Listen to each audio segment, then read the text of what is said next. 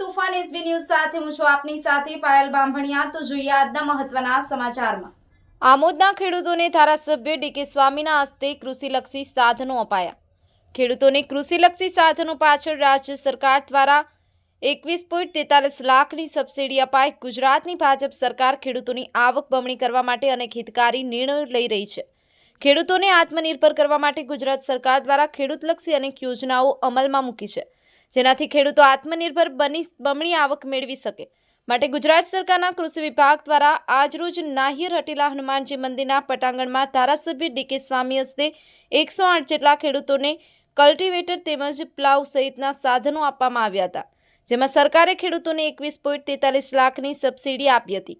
ધારાસભ્ય ડીકે સ્વામીના હસ્તે ખેડૂતોને સબસિડીના મંજૂરી પત્રો આપ્યા હતા। આ પ્રસંગે આમોદ તાલુકાના ભાજપ મહામંત્રી ડોક્ટર પ્રવીણસિંહ રાઉલજી, દીપક ચૌહાણ, નાહિર ગામના આગેવાનો મધુસૂદન પટેલ, જિલ્લા ભાજપના ખેડૂતો આગેવાનો અશોક પટેલ, મદદનીશ ખેતી નિયામક કુલદીપસિંહ વાડા, વિસ્તરણ અધિકારી ધવલ સિરાજ, ગ્રામસેવકો સહિત લાભાર્થી ખેડૂતો મોટી સંખ્યામાં હાજર રહ્યા હતા। Bureau chief Maqsood Patel, Tufan SB news, Amod.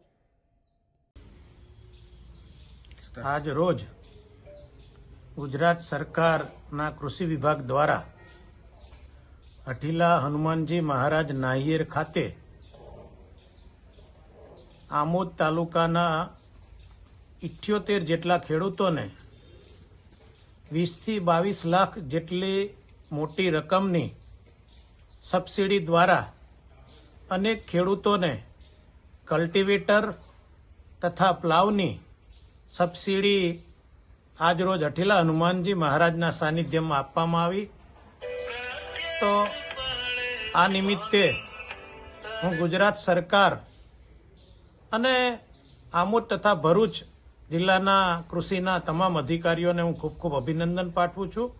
વિશેષમાં આવા ને આવા કામો આ વિસ્તારમાં થાય અને મોદી સાહેબનું જે સ્વપ્ન છે એ સાકાર થાય એવી અભ્યર્થના અને ખેડૂતો ખૂબ આગળ વધે એવી ભગવાનના ચરણોમાં પ્રાર્થના।